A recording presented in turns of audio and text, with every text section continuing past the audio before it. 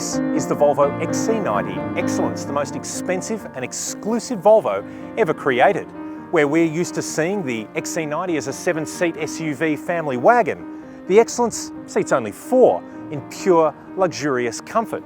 So if you like what you see here, wait till you see what's on the inside.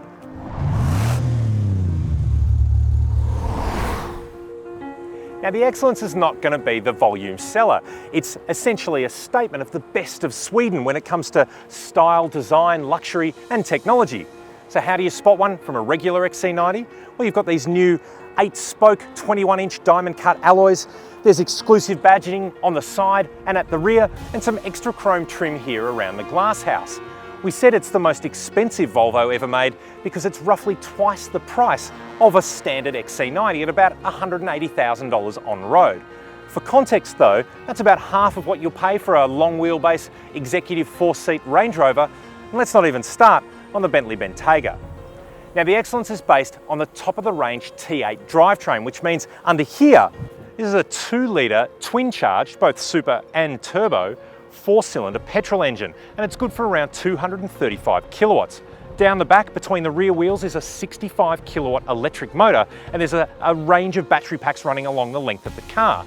Combined, it's around 300 kilowatts or a bit over 400 horsepower of output and around 600 newton meters of torque. Now, Volvo say all of this is good for a sub 6-second 0 to 100 sprint, all while retaining a 2.1 litre per 100 fuel consumption cycle. We've got to say, that sounds too good to be true.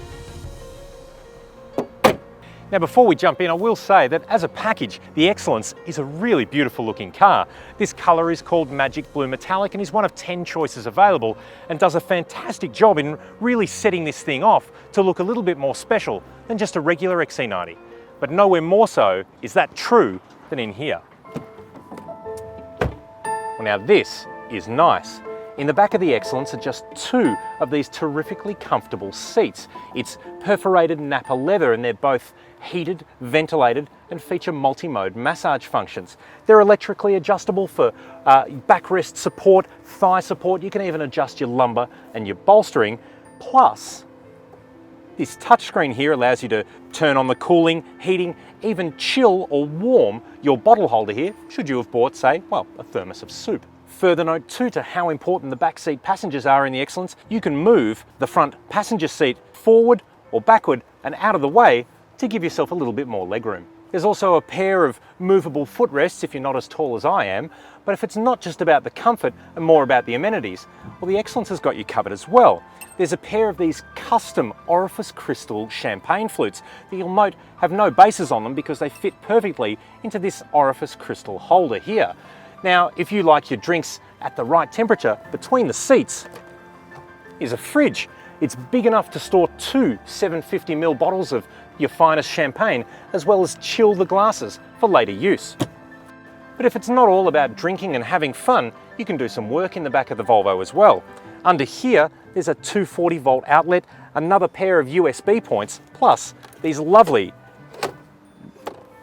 aluminium trays with a leather top that are perfect for resting, well, a laptop or a notepad should you want to do some work on the road. Or you can just use one of the 2 integrated iPad screens, well, if you want to check out your favourite YouTube channel. So that you enjoy your trip, the boot is sealed off by a glass window so that the 19-speaker 1400-watt Bowers & Wilkins sound system can sound even better. And if you like, you can even program it to match the acoustics of the Gothenburg Concert Hall in Sweden, should that be your thing. Everything back here is a real statement of luxury. The aluminium, the leather, the wood, the giant standard panoramic sunroof, even the soft headliner makes you feel, well, very special and incredibly important. This is a car for, well, Nordic royalty, and since I don't really know who that would be and I've got an 8-year-old daughter, I'm just going to call them Elsa and Anna from now on. But if you're not the person who gets to ride around in the back of a car like this, let's take a look what's up the front. Well, up here it's the same XC90 cabin that impressed us so much when the car launched last year, except that in the Excellence, well, you've basically ticked every single option box available. All the switchgear is here, you've got the lovely leather stitch dashboard, the wood, other leather and carpets are carried over from what we saw in the rear. Also carried over, the seats are basically the same as in the back. They're ventilated, they're heated, there's massage program for both driver and passenger, as well as all the electric adjustment. You get this lovely Orifice crystal transmission lever as part of the T8 drivetrain. But the XC90 Excellence suffers from something that we like to call the Spider-Man principle. With great power comes great responsibility. For a near $200,000 price tag comes near $200,000 worth of expectation, not just from lovely seats and a great stereo, but the car as a whole. The way it drives, the way it handles, and the way it basically exists on the road is somewhere where we think that the Excellence falls slightly short of the mark. Jump in and I'll explain.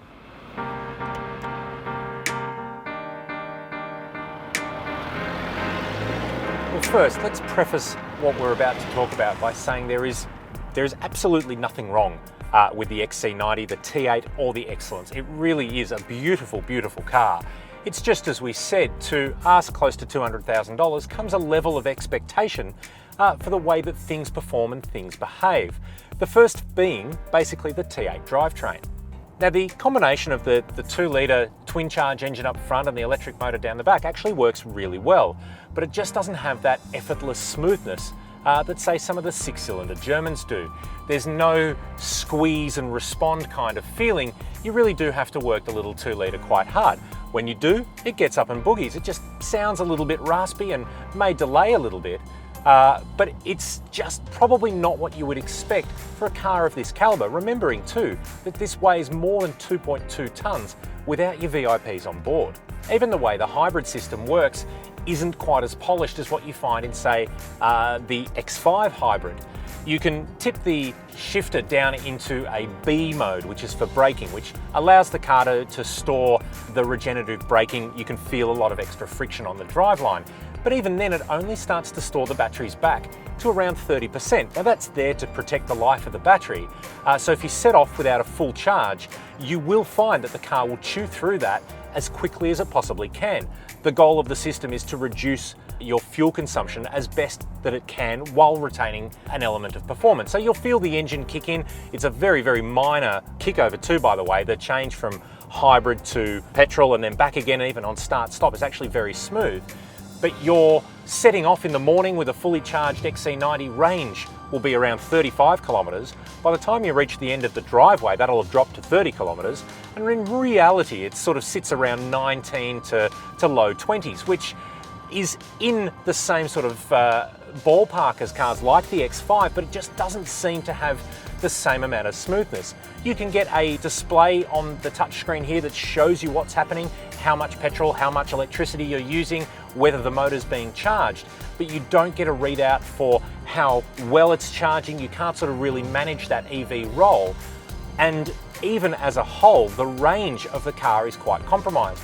The T8 actually has a smaller petrol tank than a standard XC90, only 50 litres. So even with a full tank of electric juice and a full tank of petrol juice, your range is only about 500 kilometres, making this really an urban VIP runabout rather than a long distance hauler. Now, with all of how that works, the fuel consumption figure that Volvo claims seems really hard to achieve. We started this car without a full battery charge, so we're basically running on the petrol engine for the most part and have been sitting around 11 litres per 100, which is kind of what you would expect of a car of this size with a 2-litre petrol. However, kicking over into the hybrid mode, and even today where we've been filming and going back and forth quite a lot, hasn't really given us that really low 2 litres per 100 claimed combined cycle. We are trying to get used to the way that the car works, but we really do feel that that is in the ultimate optimal conditions. If we can get to around 5 and 6, I think we're going to be happy, but in all reality, you'd be better off with a diesel. The one thing that the T8 does give you though is this Orifice crystal gear shifter, and we mentioned it before when going around the car, but at night it lights up. There's something really, really special about this. It is the nicest gear shifter I think I've seen in any car, well, ever. Now, while speaking of gears, the car has an 8-speed automatic gearbox, and to be honest, we can't fault it. It has been shifting gears. There's no manual override. You can't even tip it into a sport self-shift setting there. It just does its job. We're pretty happy with this 8-speed, and I have to say it's one of the best that we've actually experienced because you don't even stop to think about it. And that's really what you want out of a modern transmission.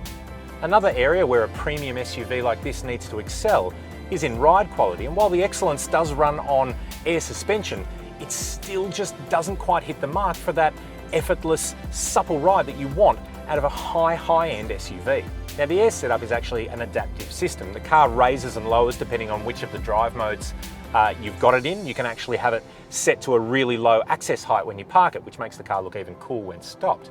On the move though, the air suspension adjusts each of the 4 wheels independently. It reads the road. It makes, I think it's some 5,000 adjustments per second as it needs to understand what you're doing, what the car's doing, what the road's doing.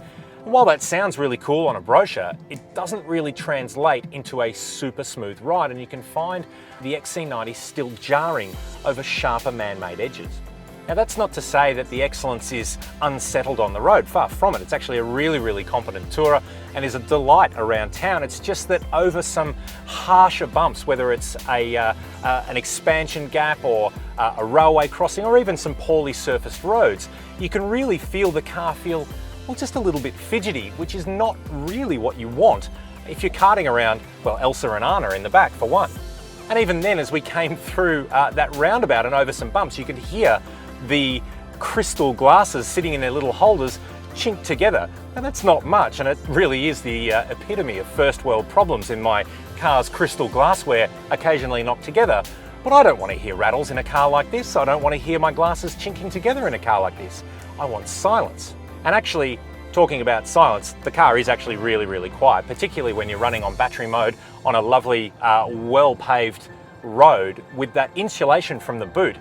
Well, I tell you what, it is actually really quiet, which means you can crank the stereo, which is, I have to say, it's my favourite part of this car. It is a wonderful stereo, 19 speakers or bust for me from now on. And really, I have done some terrible things to my ears over the last few days with this car, but the way that it insulates from the outside world around you, that's actually a really nice touch. The brakes too don't really have what you call a consistent feel. It's like there's 2 stages to where the pedal needs to be. The car will pull up. If you need to jam on the brakes, there's no problem with them. It's just not a very, well, smooth feeling. But even with all of those minor quibbles, the XC90 Excellence remains an absolutely fantastic car to drive. I love the way it looks. I love the wood. I love the seats. And as I've said, I really love that stereo. I even love the statement that Volvo's trying to make with the Excellence, a showpiece of what Volvo and what Sweden can do by mixing it up with the best of the best. It wasn't that long ago that people had kind of written off Volvo as being essentially a fancy Mazda, not really able to compete at the same level of the Germans, but now with this car they've really hit it out of the ballpark. And even after spending quite a bit of time in the Excellence, I've got the feeling that the best XC90 is not actually the best XC90. Well, there you have it, the 2017 Volvo XC90 Excellence. The best XC90? Well, no, not really. As I said in the car, being the top of the range and being the most featured certainly doesn't make it the best one and the most sensible one to buy. The T8 drivetrain, quite honestly, we weren't enamored by it, but in reality, you don't really need it. The 4-seat executive setup is definitely special and undeniably cool, but you don't really need that either.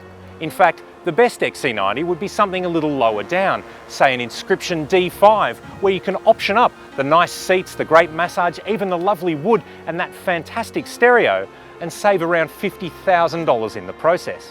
What the Excellence is though, is a fantastic statement to the direction that Volvo is heading, and that's up. It makes a wonderful halo car, a showpiece for where the brand has come from and what they can do. The workmanship, the materials, they're second to none. And it's something that puts, well, a car like the XC90 very much on the world stage. Well, while it may not be the most relevant XC90 for most buyers out there, it's still been pretty cool hanging out with the big guy for the past few days. And well, it's definitely hot here today. I might go and sit in the back, find some extra cool drinks in the fridge and get another massage.